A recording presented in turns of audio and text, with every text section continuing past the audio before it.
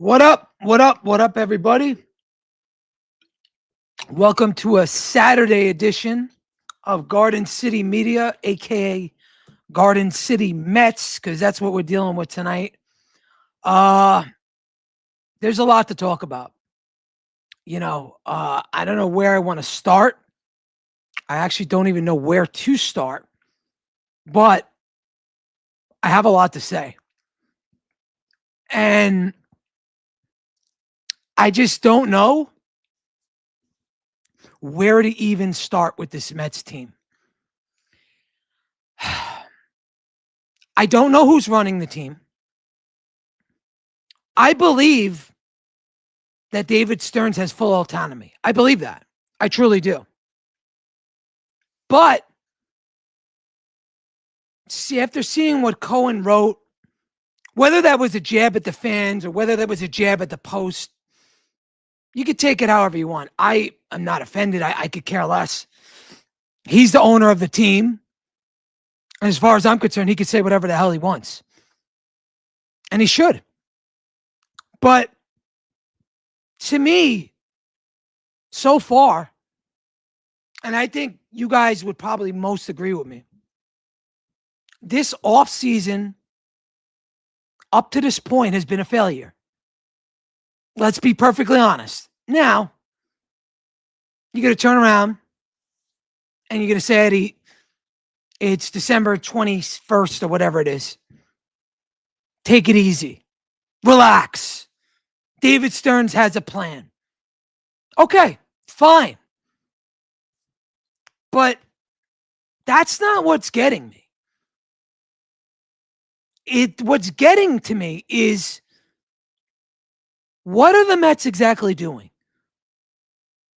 The biggest need for this team was starting pitching and lineup help, and obviously help in the bullpen. They've addressed one area of help, the bullpen. The bullpen, to me, is fine. But right now, I don't know whether to say if this team is failing. Are they failing in what they're doing? Because it's not like a resounding, there's nothing resounding around this team. But what have we done, or what has the organization done to get better? And right now, I think the Mets and their organization is sort of failing. But they're failing not loudly, but very quietly. Quietly. And I think that's a dangerous thing. Now, I don't know what they're going to do.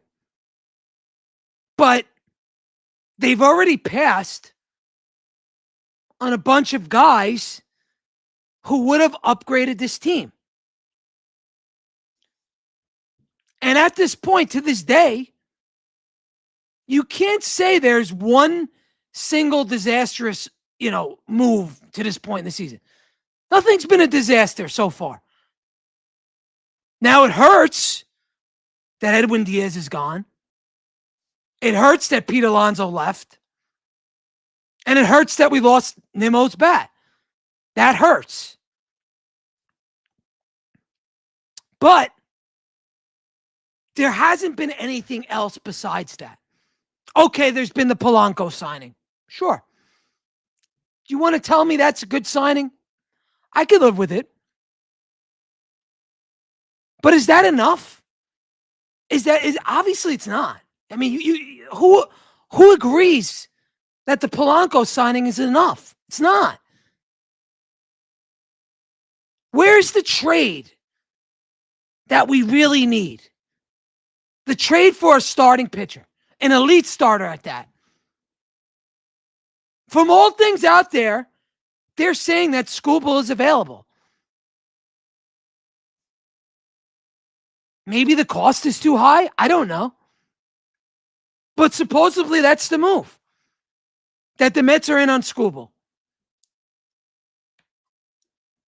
But there's been no signings where you could circle it in red ink and say, that's it. That's the guy. We're on the right track. What we're watching is just an extremely slow-moving offseason with names coming off the board every day almost. Now, the big names haven't moved, but the smaller names have. There's 2 days left if you want to go out and get Murakami. Michael King is off the board. Michael King fit every single thing we were trying to do. Short-term deal, high AAV, top of the rotation. So, again, to me, what we're watching is sort of unsettling. It's unsatisfying. It's like, what the fuck are we doing? What, David Stearns, what are you doing? And I don't mean to get on this dude. I don't. I want to give him his chance to make a team. But there's a time limit on certain guys. There's a time limit on Okamoto, who to me is a perfect fit. Okamoto, if you don't know, go on my page and just look at his highlights. This is a dude with 30 home run power, hit 30 or more home runs in Japan 6 seasons in a row. Last year he was hurt. And this guy Okamoto has won 3 Gold Gloves, 2 at third and 1 at first. And the last Gold Glove he won was in 2024. He didn't win it this past season because he was hurt. And he only played 69 games. You have to January 4th to sign Okamoto. Where's the urgency? Okamoto's 29 years old. He's a team captain, Gold Glover, 30-plus home run power. Why are we not looking at this guy? Why have we not signed him? Is there that much competition for it? I'd like to know. I mean, he fits and checks off box after box. There's no clarity with this team. And we're a franchise with every possible advantage. And so far, yes, we addressed the bullpen. But to me, those are half-measure moves because we had to address the bullpen. It had to be done. And we did it. And so far, so good. I got no complaints about the bullpen. But look at the rest. Look at the rest of the team. Let's be honest. Let's be honest. This roster doesn't reflect a team that even believes in itself right now. You mean to tell me that David Stearns believes in this roster right now? Or Steve Cohen believes in this roster right now? They both don't. There's not one of you out there that believes this is a playoff team right now. Not one of you guys. Maybe there is. If there is, tell me about it. Tell me that you believe that this is a playoff team. But baseball is a sport where it starts and ends with the rotation. In a sport where October is decided by starting pitching. It's also decided by bullpen too. But how do you set the tone in October? You set the tone by aces, by number 2s, starting off the game and shutting down the other team for 5 or 6 innings. That's how October's decided. And the Mets Instead of focusing on getting some dominant players in here, dominant starting pitching, dominant, bats. Lost out on Schwarber. Pete's gone. Goodbye. Why? Why have they not addressed this? We're all familiar with what's out there. There's a ton of players out there that are good. Well, you're familiar with the names. You're familiar with the arms. We know who they are. But the Mets right now are a team that's just, to me, in the wind. Just kind of hanging out there, letting things happen, and not being aggressive. We need a front-end starter. When I heard the news of Michael King, I said to myself, why didn't we get that guy? 3 years, $75 million. I called his number. And I was disappointed. And people wrote to me and they said, well, Eddie, you're going to lose 2 draft picks if you sign Michael King, and you might only get 1 year out of him. And I thought to myself, okay, well, that makes some sense. However, who cares? Supposedly, the Mets have the best farm system in baseball. So what do you care about losing a 3rd round and a 5th round pick? Why does it even matter?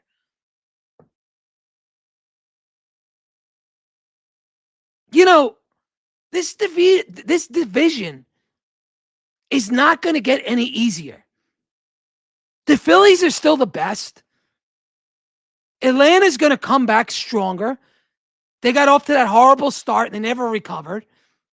They're going to get their guys back. Already on paper, those teams you could say are better than the Mets. And I haven't even brought up the Dodgers.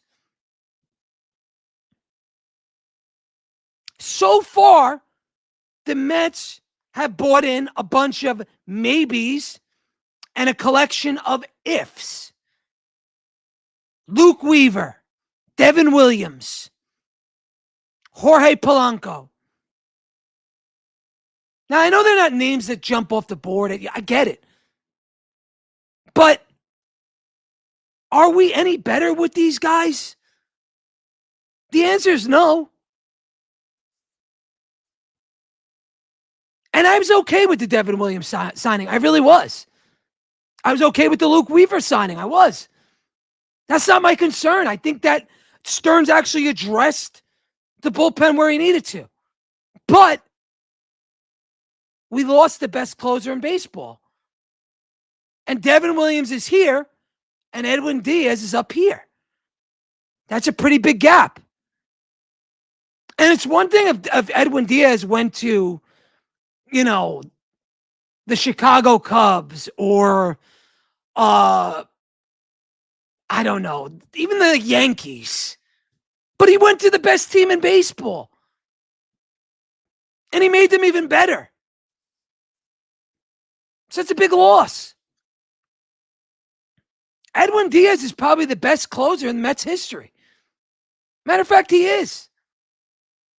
When have we ever had a guy that was that automatic? Never. Never. So, again, I don't know what the strategy behind this team is. Like, what are we doing? We needed leadership. That was clear. So we brought in Marcus Semien. But you brought in a player that's on the downside of his career. Yes, he could field. Yes, he run prevention. But he's not a 25, 30 home run guy anymore. He's just not. Now, is he a good second baseman? He's a damn good second baseman. But he really didn't make your lineup better because you lost Nimmo for him. So again, I don't know what the strategy is. And I think that's what's pissing most people off. Give me 1 second. I think that is what's pissing off most of this fan base. Now I get the Bobbies of the world, and I get a lot of the Joes and Clark, and they're doom and gloom, and they say we're done and we're finished. I get those people, and I understand it. Because sometimes I wake up and I say to myself, God, this team is garbage. After the fourth or fifth batter, who can I trust in this lineup? Who can I trust in this rotation? Who's out there? You want to say McLean? Sure. Okay. But let's be realistic. This guy pitched, 70 innings for us? And we're just going to make him into a number one starter? Isn't that a little hopeful? Isn't that a little overly optimistic? And this rotation is absolute garbage. It's really, it's question mark after question mark. We need innings eaters. We need an ace. We need a frontline starter. And you just passed on a guy that got 3 years for $25 million a year. The same money, may I remind you, that you're paying Sean Manaea and Michael King.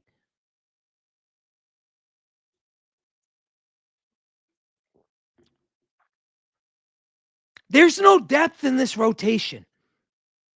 There's nobody that insulates this thing. We have Kodai Senga, a guy who, when he's going, he's excellent. However, he gets hurt, or he's a half-season pitcher, whatever you want to call it. So to me, either you keep him and get him right, which I'm perfectly fine with, because he's got a lot of upside. However, you need to sign another pitcher because he needs 6 days rest in between starts. So what exactly are we doing? What am I waiting for? What am I not seeing? We're one injury in that rotation for it to go up in flames. Seriously. One guy goes down in that rotation and the Mets are fucked. Think about that. Think about if Clay Holmes gets hurt for an extended period of time. What happens? You say, Eddie, okay, we'll pitch Jonah Tong, or we'll pitch Sproat. Okay, fine. Sure. But these guys are no guarantees.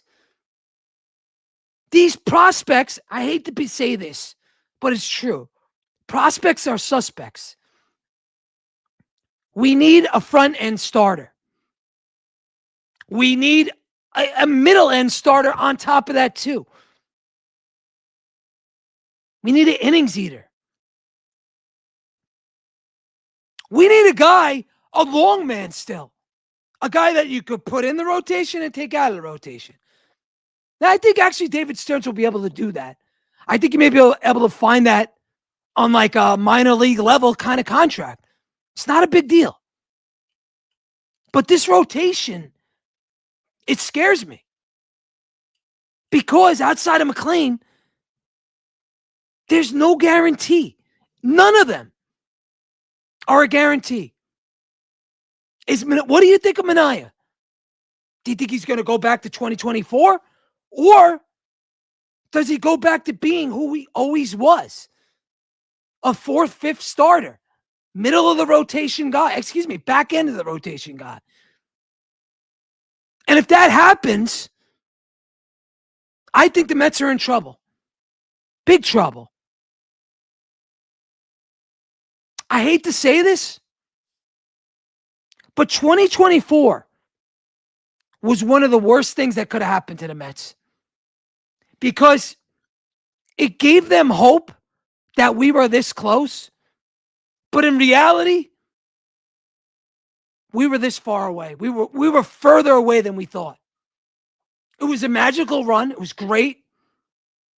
But at the end of the day, it was a failure. And it boiled over into last season. And we saw the way that season ended. Actually, we saw the way it began. We had high hopes. 21 games over 500 on June 11th. And then everything just crashed down. It was like the slowest collapse / burn in history. It sucked. So where do you go? Do you look at Ime or Amaya? I don't know if I'm pronouncing it right. Why not look at him? 27 years old. Supposedly has a small frame. That's what they're saying about him. But to me, his numbers in Japan are outstanding. Now he's going to get a lot of money. And he's probably going to get a lot of years. But we saw what Yamamoto was for the Dodgers. He's a little bit younger, 2 years younger. But they said the same thing about Yamamoto that they're saying about Ime or Imai. I don't know how to pronounce it. He has a small frame.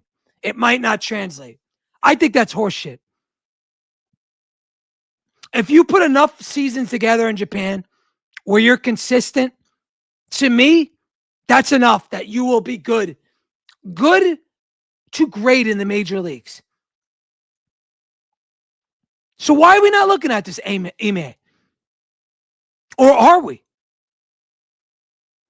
I wish we had some sort of transparency. I wish I knew that we were more in on players. I just wish. And I understand the Mets aren't going to do that. And I get it. But the Mets are taking a huge gamble right now. They're rolling the dice on bringing back this rotation and plugging it in with kids.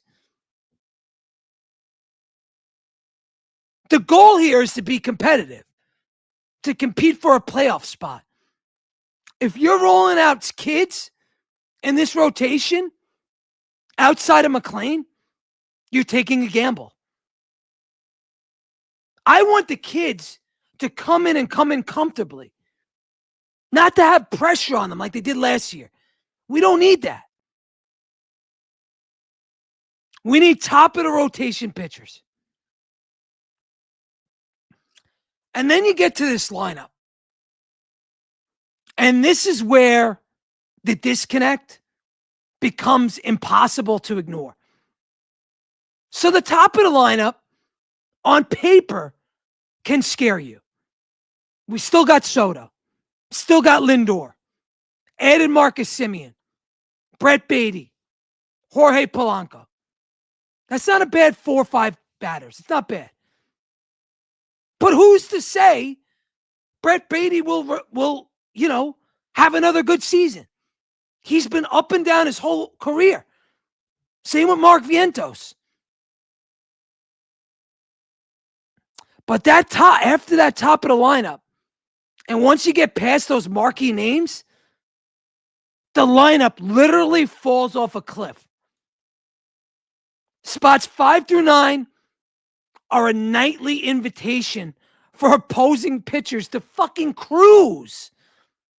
5 through 9, or let's call it 6 through 9, because I'm going to give Beatty the benefit of the doubt here. 6 through 9 gives opposing pitchers an absolute, it's like a layup in basketball. They're not scaring anybody. 6 through 9. Nobody. And there's no sustained pressure. There's no grinders there. There's no contact guys, like high contact batters. There's not. It's a lot of all or nothings. If you want to say McNeil isn't all or nothing, okay, fine. But the Mets aren't going to make you earn 27 outs because they have so many holes in this lineup. Great teams, the teams with the great lineups, they suffocate you. They grind. They fucking foul the ball off. They make long at-bats. Our 6 through 9 doesn't do that. And that's an area, to me, we have to address. I'm not comfortable with putting Mark Vientos out there. I'm not even comfortable with Brett Beatty. We need outside help. Now, you don't want to sign Murakami? Fine. But I just read an article about Murakami, and they're comparing his power to Kyle Schwarber. We just lost the greatest power hitter in our history. Why aren't we in on him? I don't think this guy's going to cost you $35 million a year. I don't think he's going to cost you 8 years, 9 years, 10 years. He's not. Yes, he profiles as a DH. But if that's the case, and you want, run prevention, then go after Okamoto. Gold Glover, like I said. Gold Glover, team captain, leadership. 30 home runs in 6 straight seasons. What am I missing? And the guy is 29, and he's not going to require 4 years, 5 years, 6 years, 7 years. No. Probably you could probably get Okamoto on a 3 or 4 year deal at $20 million. Maybe even less. I'm going to say Okamoto is going to get 5 years, anywhere from 85 to 95 million. So what's that? At the high end, 19 million a year. At the low end, 18. You're telling me that's not a good signing? Shout out to my guy, Jerry. Appreciate you. Shout out to my guy, State, reposting. Jerry. Eddie, I just hope the big offseason deal wasn't the casino for Steve Wilpon. Jerry, I hope not either. I hope not. But I do think Steve Cohen is pissed off. I do. But where I'm at right now, right this second, I just want to fix the lineup. I am not asking the world from the New York Mets. I'm not asking them to spend $500 million. I'm not asking them for a $400 million payroll. I'm just saying make us competitive. If you want to do run prevention, no problem. If you want to do run prevention, give me Okamoto. He checks all your boxes. First base, can play third, can play the outfield, and he was a team captain. After we broke up this core, we're going to need all the leadership in the world, and that's why Okamoto fits. You have till January 4th to sign him. So about 2 weeks, give or take. But what else does this lineup need? What else do you need? To me, you need grinders. You need guys that can grind out at bats. If you want to go the platoon route, I have no problem with that. None. Zero. Let me see what my guy Jerry said. Where does our current payroll rank in the league? We're second. We're second, Jerry.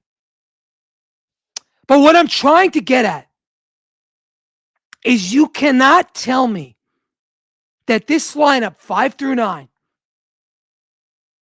is a playoff lineup. It's not. Where are you getting the power from? Where are you replacing that Pete Alonso power? You tried to get Kyle Schwarber, he didn't come. So now you have a choice. Do you get Murakami and just put him in as a DH? Left-handed DH that's got, according to, The Athletic, this guy has Kyle Schwarber power. So we offered Schwarber $30 million a deal. Why not go out and get Murakami, give him 5 years or 6 years, and give him $30 million or $25 million? He's 25.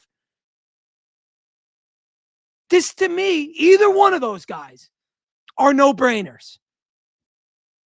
And they scare opposing pitchers. When you have a guy that hits 30 home runs or 40 home runs, pitchers think twice about what they're going to pitch you. They're not just going to give you a cupcake down the middle. It's going to be a tough at-bat. And we lost our guy who had the best fucking bat in Pete Alonso. And when I say the best bat, I mean like the exit velocity, the barrel rate, and all that stuff. Now, obviously, Juan Soto's the better player. But hitting-wise, power-wise, Pete was our guy. You got to replace it. Don't tell me Jorge Polanco is a replacement. Because he's not. He's a nice player. I don't know what he could do in the field. Maybe he'll surprise me at first base. I don't know. But we got to do something. Why not try to reimagine this lineup? What about a guy like Bo Bichette? What if you could get him? Now you're going to say, Eddie, what are you talking about, Bo Bichette? We just got Marcus Semien. Why do I want Bo Bichette? I'll tell you why I want Bo Bichette. The guy's 27. He's got a 290 career average or better, 293, I think. He's clutch. He's been consistently good. He's young. What's not to like there? You telling me Bo Bichette can't play left field? He's a shortstop. Of course he can play left field. And you may say, Eddie, well, if they want run prevention, Bo Bichette might be bad in the field. I don't think so. You might even be able to make a case that Bo Bichette is athletic enough to play center field. And what if you got that? Can you imagine if you got Bo Bichette in here and he's your left fielder or your center fielder? You imagine what that does to the lineup? You know how good that is? It's incredible. He's a guy you want, a grinder, proven playoff guy. Hit that huge home run that knocked out, what's his name? Ohtani. Shout out to my guy, John. Appreciate you hopping on. What up, my guy? Shout out to you. Shout out to Lisa. Shout out to everybody else there in the chat. Shout out to everybody on X. All you guys watching me. And I appreciate you guys. But what I'm trying to get at is, you're telling me that Bo Bichette wouldn't fit what we're trying to do? Now, you may say, Eddie, I think you're wrong. I think, Eddie, you're better off getting Cody Bellinger because Cody Bellinger could play center field and left field and first base. And you know what I'll say to you? No problem. No problem. If you feel that way, that's fine. I'm down with Cody Bellinger too. Because at the end of the day, they're probably going to get similar contracts. But to me, I'm starting to get on this Bo Bichette train. Because he's younger. Maybe you move him to third base. Oh, speaking of which, can he play third and package Beatty for a pitcher? Now, that's another idea. That's a damn good idea. Because I know one team that wants Brett Beatty. Matter of fact, I know two teams that want Brett Beatty. Two teams called up over the last off seasons and asked about Brett Beatty. The first one was the the Miami Marlins. And the second one was the Minnesota Twins. See where I'm going with this? Joe Ryan or Sandy Alcantara. Cody fits like a glove, but I see them giving him a long-term deal. And guess what, Jerry? Does Cody Bellinger not deserve a long-term deal? Of course he does. He's fucking 95th percentile in fielding. He's got like one of the best arms in baseball. You could plug him in at center, plug him in at first. There's a lot to like about Cody Bellinger. And if I had to guess, if we sign any big name, it's Cody Bellinger. But I'm telling you guys, look into Bo Bichette. Look into him. Because he's young and he's right-handed and he is built for the moment. He's built for New York. He's into fashion and he loves New York Chinese food. Yeah, like that. I saw an interview on TikTok. That's his favorite shit to eat. It's Chinese food from New York. Now, I'm not saying that's the reason why he's going to sign in New York, obviously. But what I am saying is, let's kick the tires on this guy.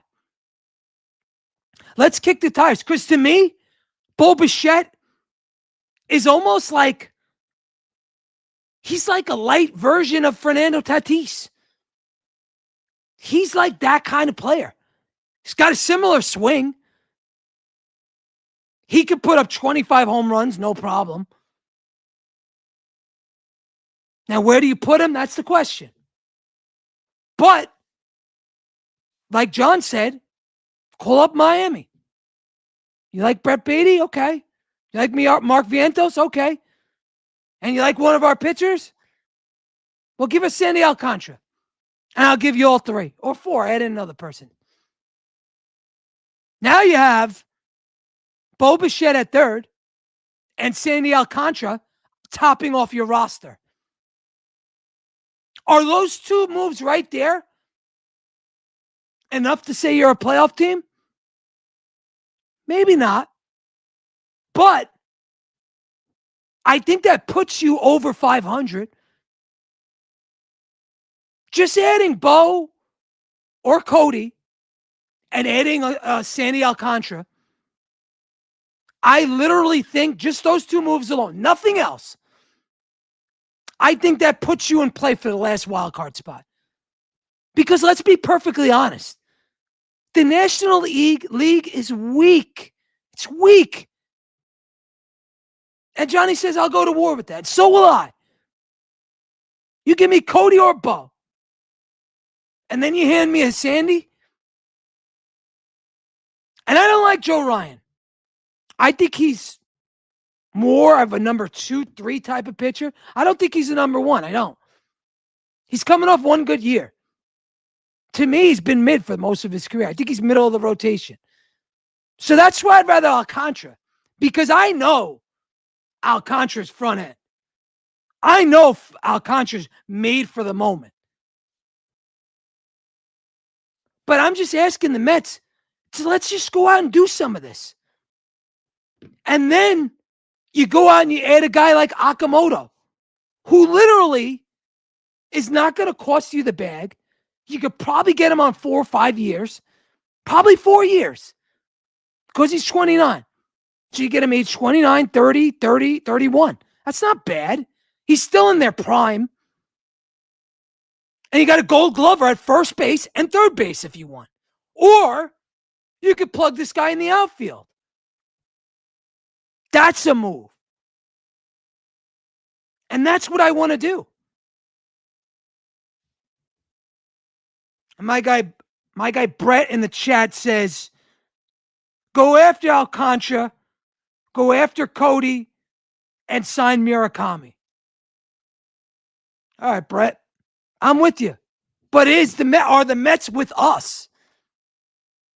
Where are the Mets? Does David Stearns have full autonomy? I think he does. Because if Cohen was running things to me, he would have fucking signed somebody. He would have threw a bag at somebody. That's why I think Stearns is running. But we got a lot of work to do. A lot of work. And then let's talk about this. Let's talk about the defense. Have we even right now, as stands, no moves, have the Mets upgraded their defense? You want to say Marcus Semien? Okay.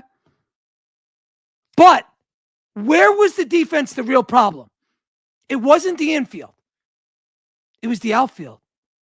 Left field, right field. Now, Soto's not going anywhere.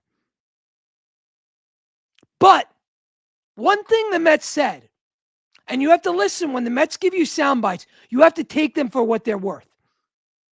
They said we signed Luke Weaver because he's a fly ball pitcher, and that will play good in Citi Field. So when I heard that, I said to myself, they're going to go after a good defensive outfielder or two. So to me, by saying you want a fly ball pitcher, you want to improve your outfield defense. We have to improve center. We have to improve left. Cody, clear fit. Now, you want to tell me Bo Bichette? Sure. I mean, Bo Bichette is a shortstop. Usually the best athletes on a baseball team are at shortstop and center field. So there's no telling me that Bo Bichette cannot play left field. None. That guy will play left field probably very easily. And he'll probably be a really good outfielder. But what are we doing? What is the plan? Every night I come on here and I ask, have we made any changes? Should we be thinking differently? Should we go after some contact players? Should we go after guys that slug left-handed pitching? Because let's face it, we got killed by left-handed pitching over the last, I want to say since 2022, we've been getting killed from left-handed pitching. So to me, you got to counteract that. You got to bring in a guy that slugs lefties. And there's one guy out there that fits that. He's an outfielder, and he played in New York. His name's Miguel Andujar. And you might say, whoa, Eddie, who? Miguel who? You want him? I want him because I went on and I looked at his average. I think he hit lefties at a 350 clip last year with an almost 400 on-base percentage. So I'm okay with him starting against lefties, and he's not a bad fielder. He's okay, and he's got a very good arm. So how about you platoon him?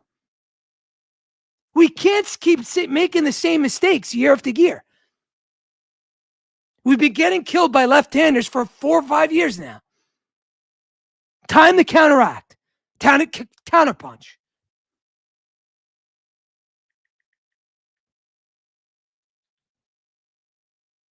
And then I ask myself this.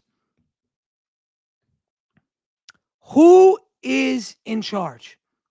Who's running the Mets? I believe it's David Stearns. I truly believe it. But some people believe it's Cohen. Some people really believe that Cohen is behind everything. I don't think he is. Those statements alone that he said yesterday told me that he's letting Stearns cook. Now, Stearns hasn't been cooking. Stearns has been using the fucking microwave as far as I'm concerned. Cooking would be guys that are, like, no doubt. Michael King. There for the taking. $25 million. Can opt out after year one. That's a good 1-year investment to me.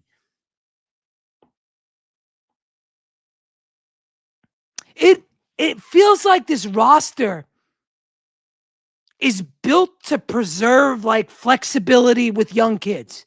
That's the way I feel.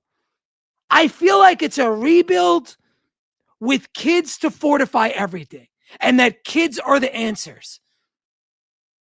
And to me, I want to be competitive. I want to make the playoffs.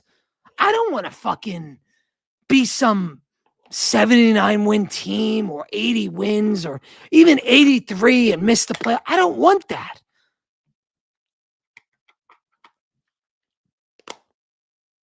I want to create a starting pitching staff that other teams fear.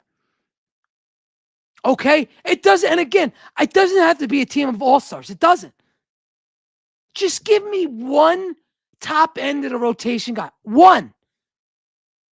And then go out and get a second guy like a Tyler Mayhe or whatever. Like one of those guys. Innings eaters, high 3 ERA. That's fine. But be decisive about it. Make your moves with conviction. Why are we being so passive? I don't understand. Now, maybe this is just the way he operates. Maybe Stearns just thinks the team sucked. Or maybe he really believes in these kids. I don't believe in these kids. I don't think these kids are, besides McLean, is Jonah Tong an ace? No. Is Brandon Sproat an ace? No. So, what am I missing? I want, and all I'm asking for is just stability. And when you have a 7-game losing streak, I want it to end. We had 3 or 4 7-game losing streaks last year. 3 or 4. Do you want that again? Do you want to watch that nightmare that we watched in the second half again? I want this to be fun. I want us to be dangerous. I want us to be able to get behind and root for this team. And I'm sorry, I can't get behind Jeff McNeil, Francisco Alvarez, Mark Vientos, and Tyrone Taylor. I can't get behind that. That is not fun for me. That is asking for a disaster. That is asking to be mid. And you don't think other teams are just going to pitch around our first 4 guys or first 3 guys? You could get Jorge Polanco out. You get Brett Beatty out. And after that, it's all downhill. Jeff McNeil, Alvarez, Vientos, Tyrone Taylor. It's out after out. They don't even put the ball in play. They're mostly high strikeout guys.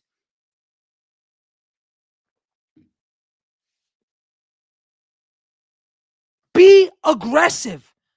Your lineup right now is bad. Your lineup right now is not a playoff lineup. It's not. My guy John says, didn't he say he needed to be more aggressive? He said it. But actions speak louder than words. And so far, what do we got? We got a good bullpen. I'll give Stearns that. Now, maybe we get another 1 or 2 guys there, or maybe put one of the kids there, whatever. But I'm okay with the bullpen. But I want to fix what we needed to fix. And that's starting pitching, and that's the lineup. That's what failed us. Quays, you got anything for me? Quays, you there? I guess not. Let me see. I was going to show you some highlights, but forget about it. Again, actions speak louder than words. That is with everything. That is with all of life. When is David Stearns going to act? Or is it going to be that Steve Cohen gets so embarrassed that he comes in and says, you know what? Fuck this. I'm taking over. I don't think he's going to do that,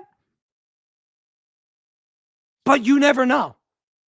He's acting in those tweets like he's embarrassed.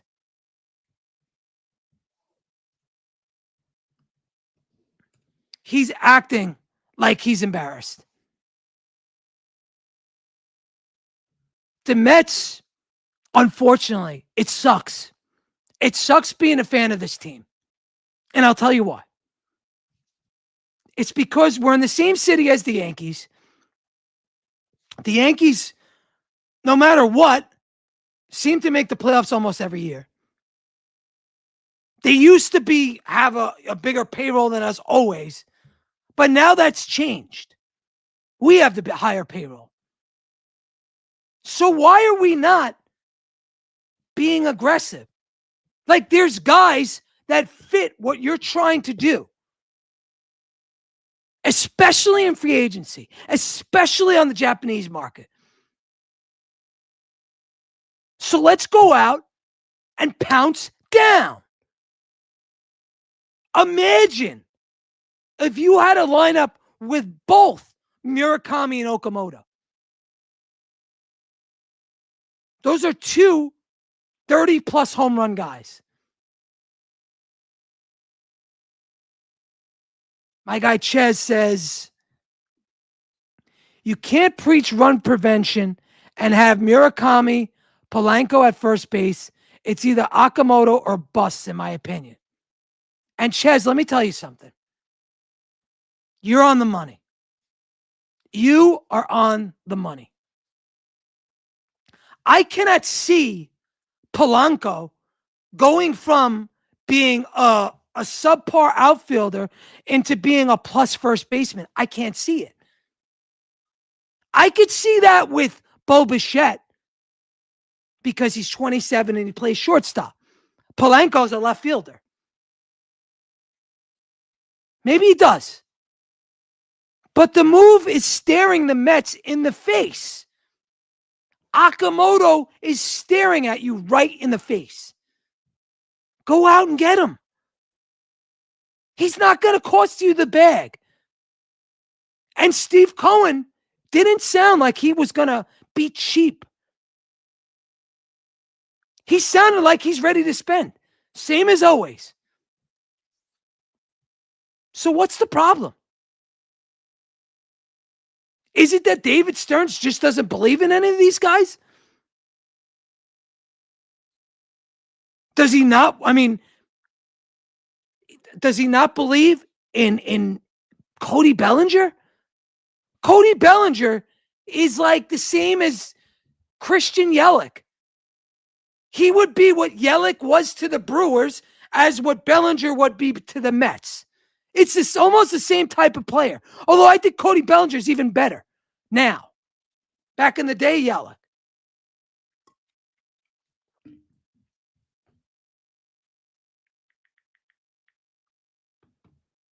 What is the plan? What are we waiting for? I don't know. And the pitching, you think about the pitching, and right off the rip, you think about Peterson and you think about Senga. Two guys with all-star stuff, but two guys that are kind of one-half pitchers. To think you could count on those guys for 170 innings or more is reckless. And David Stearns even admitted that. We'll get to the interviews in a second. Let me just finish. So again, if you're going to run out a rotation with Senga and Peterson, you can't tell me that you're being competitive and serious to win. Because as good as those guys are when they're on, they are not reliable. We need reliability. We need innings. We need elite level pitching, starting pitching. And although those guys can be elite, the fact is they're not reliable. And that's what changes everything. So we'll see what we do. You mean to tell me that the Mets are going to rely on Sean Manaea to be a number 2 or 3 starter? I hope he is, because he was pretty damn good in 2024. But is that an outlier? Was that just a 1-year type of thing? Was that a career year? And now he reverts back to kind of who he always was? Question mark. Big question mark. And that's where I have a problem with this team. How are you supposed to win in October if you can't get there? You get to October with innings eaters. You get to October with guys that are consistently a tough out. Guys that give you more than 4 innings. That's how you get to October. That, a good bullpen, a good lineup, consistency. You don't get there with unreliable and injury prone and question marks. My guy Ches says, Bellinger scares me. I wouldn't trust giving him anything past 3 years, although we need a right-handed bat. You're 100% right, though, Eddie. Pitching. And then he goes on to say, I appreciate that. I think Bellinger's going to get at least 5 years. He's got to. I think it's going to end up. I think he ends up with 6. That's a big commitment. And I get it. And if you don't want to go there with him, you could pivot to Bo Bichette. Right-hander, athlete, right-handed power, clutch, good fit, likes New York, likes the big stage. Let's get to some of these interviews from yesterday. Go ahead, Quiz. I think they're the Christmas party or whatever.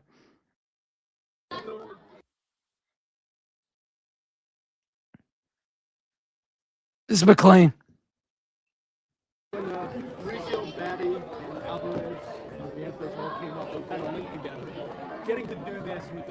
Can you restart that? I didn't hear that.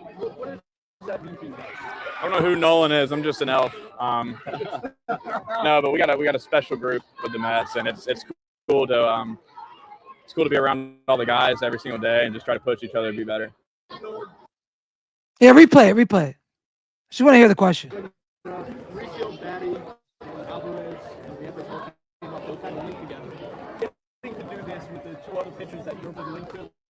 What does that mean to you? I don't know who Nolan is. I'm just an elf. No, but we got a special group with the Mets, and it's cool to be around all the guys every single day and just try to push each other to be better.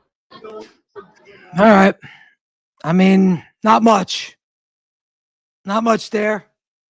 He's a competitor. He's a hard worker. But at the end of the day, we need more than Noah McLean. We need more. Yeah, let's go to this one right here. Let's go to this interview. Let's pull this up. Who is this? Is that Clay Holmes? Conversations with Andy Pettit, the pitching coach, and he just kind of gauging my interest and something that I've always wanted to do. I've always wanted to play for Team USA team. And when I saw that some of the build-up and the workload stuff would be pretty similar, for me it was an easy yes, and super excited to put the red, white, blue on and compete with those guys. Why was it always important to you to play for Team USA?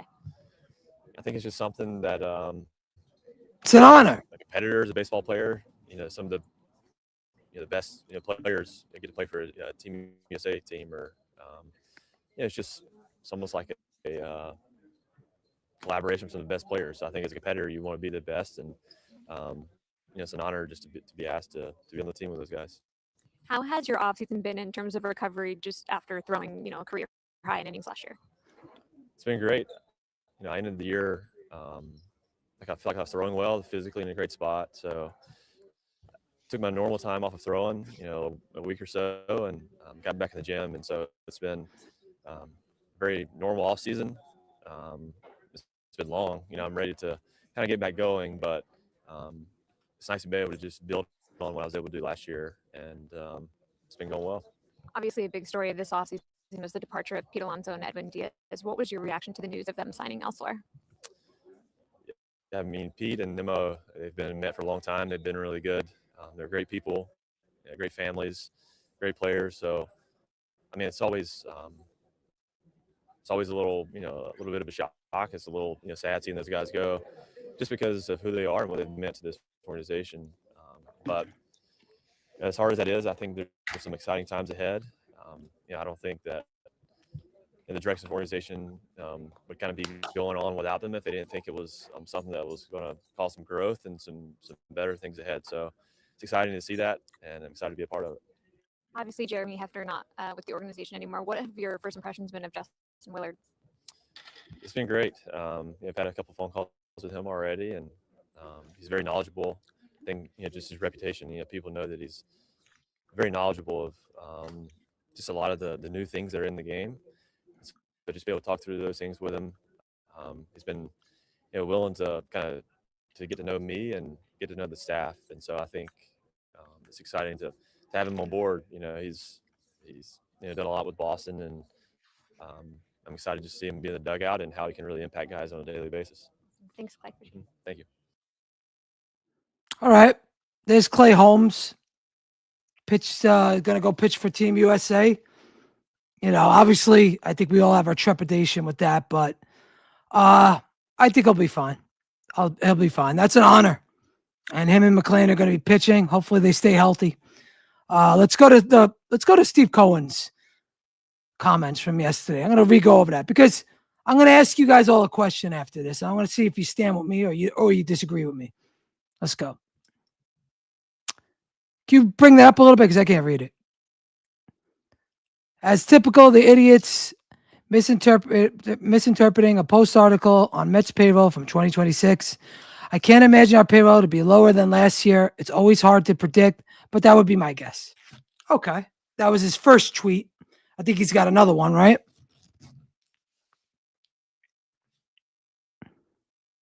Didn't he say something else after that? I don't know.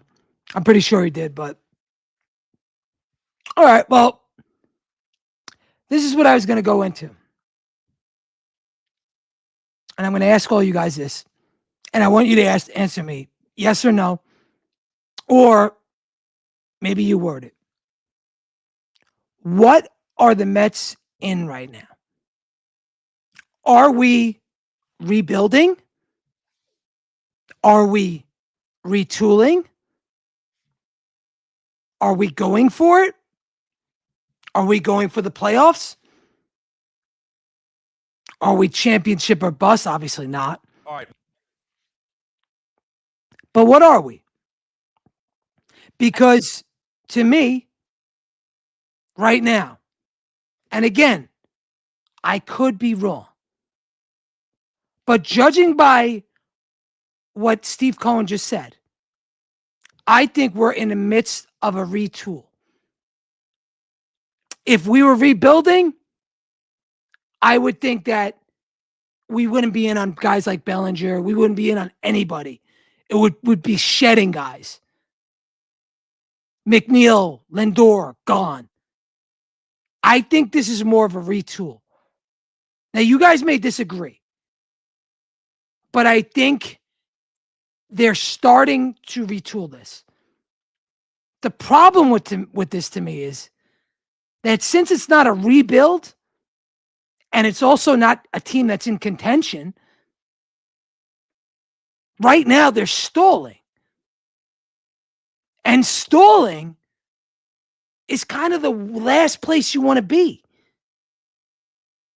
I mean, You're competing in a New York market against the Yankees, and you're stalling. Guess what? Those casuals that came last year are going to turn their attention to Yankee Stadium. I think the fan base sees it because we haven't been aggressive, right? So we're all kind of in this same kind of mindset, like, of okay, you guys are doing something, but what are you doing? What's the move? Is it kids? Okay, that's a rebuild.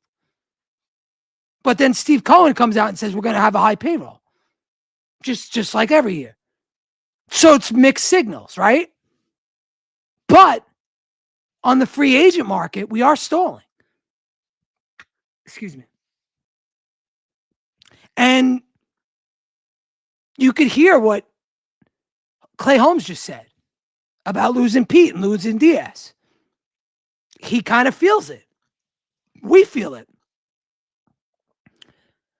And if this is how we go into the season, our opponents are going to know it. And they're going to kick our ass. And the fact is, right now, the Mets don't really have an identity. And I know it's early. I know we haven't completed the team. I get it. But as of now, the only identity the Mets have is a good bullpen. Or you could say, some may say solid bullpen. I think it's good. I think it's good to great. I think we made a lot of good moves. But in all the other factors, to me, it doesn't feel right. It feels like we're stalling. Now, maybe the trades, maybe the asking prices are crazy. I don't know. I could tell you what I heard. I've heard that Cody Bellinger wants to stay in New York, and it's between the Mets and the Yankees. But also, he's a Boris client. And what do Boris clients do? They take the best deals. Quays, you got anything else for me? Let's see what else we got.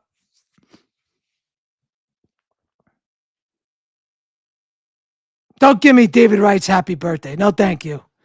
No, thank you on David Wright. All right, we've seen a couple of posts here in the last hour that the Mets could be making a big splash in the international market. What can you tell us about the player? So we got to get this up on the screen. I'm going to add it. There we go. All right, start it over.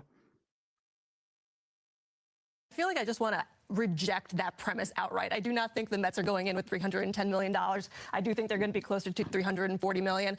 That being said, if we do want to play by those rules, $305 million, then obviously you're going to have to hit the trade market, which means maybe you're looking at getting rid of either a Brandon Sproat or a Joan Tong. You're probably going to need more of, even though they have Jorge Polanco at first base, you kind of do want somebody more secure in that position. So maybe a low-cost budget option like a Carlos Santana, or maybe get the fuck out of here. Do we really want to be talking about budget options right now when you're the richest owner in sports? I don't think that's going to happen. Sure, they can get Zach Gallen for maybe $45 million, 2-3 years, whatever. But when you have a Cody Bellinger out there, when you have other options out there, there's no reason to be penny pinching at this time. I mean, last year was a disaster. Spend money to fix it. Steve Cohen is well aware of what the Mets went through a year ago. He's well aware of the fact that there are a lot of fans who are highly skeptical of the fact that Edwin Diaz and Pete Alonso are not going to be a part of next year's team. Steve's smart enough to realize, David Stearns is smart enough to realize, hey, we are the New York Mets. We basically gave Juan Soto $1 billion. And to your point, I have a hard time believing the Mets and budget and financial constraints. No. You're telling me that's getting away the Mets trying to field a championship caliber team? I have a very, very hard time believing that. I agree. I completely agree. But let's be perfectly honest. The team is in a state of limbo. We don't have a direction. We don't have an identity. We lost the best closer in baseball. And we lost one of the best power hitters in baseball. So to me, we're at more losses than we are gains. Again, like I said, I think we're in a stall. Now, I don't know if that's because of the price of these players.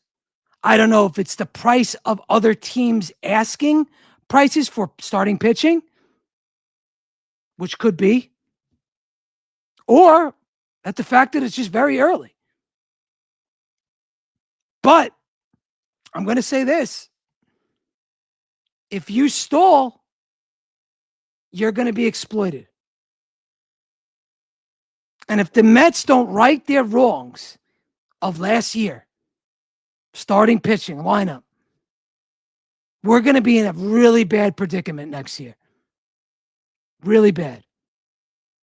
Again, the goal is to win a championship. That's every team's goal. But when you're a championship team, you move with a purpose, right? You move with a purpose. Make the team better at any cost necessary. Look at the Dodgers. Look at Toronto. Are they not moving with a purpose? Of course they are. Do they have their own identity? Absolutely. They declare who they want, and then they go out and get them, and then the Dodgers say, fuck you to everybody else. And then when you win like that, players take shitty deals to come to your team. So it would be in the Mets' benefit to build a championship contender. Because once you start winning,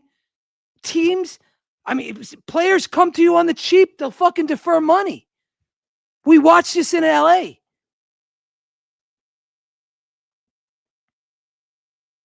But the Mets right now, they look like they're a franchise still negotiating power dynamics instead of setting a championship standard. You have to set the bar high. If you're in it and you're close, go for it. I don't think we're that far away.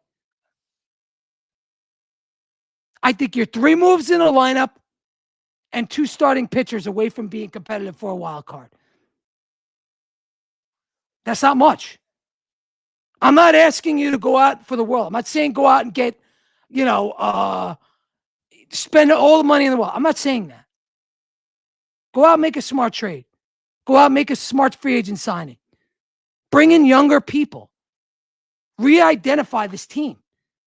Make a new identity.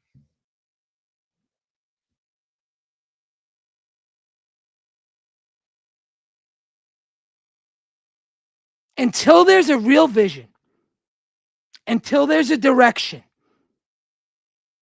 until there's accountability, really is the right word. This is going to be a cycle that repeats. Now, maybe they have a direction I don't know about it. Maybe they're in on 5 free agents and I don't know. But if I see Murakami come off the board to another team, and I see Akamoto come off the board to another team, I see Cody Bellinger come off the board, I'm going to sit here and I'm going to say, you have no direction.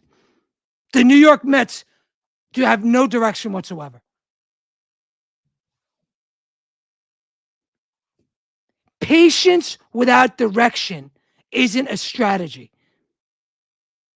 It's surrender dressed up as restraint. That's what patience is. Maybe the owner's going to step in. Maybe they're in on these guys. I don't know. I hope they are. But right now, you can't tell me this team is a winning baseball team. It's not.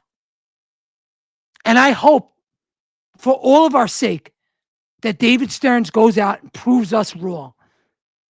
I hope he goes out and gets these guys. And who knows, maybe he does.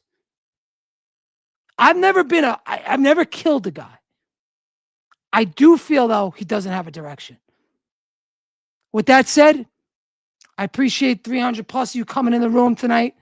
Shout out to everybody on YouTube that's in there. Go to Garden City Media on YouTube. Smash that subscribe button. Hit the like. Give me a fucking follow. I'm trying to build this up on YouTube. If you like this content, and I give it to you almost every day, whether it's Knicks or Mets, go to Garden City, CITI Media on YouTube and subscribe for me. With that said, let's go Mets. Let's hope for the best. And happy holidays to everybody. Take care, everybody. I'm out. Good night.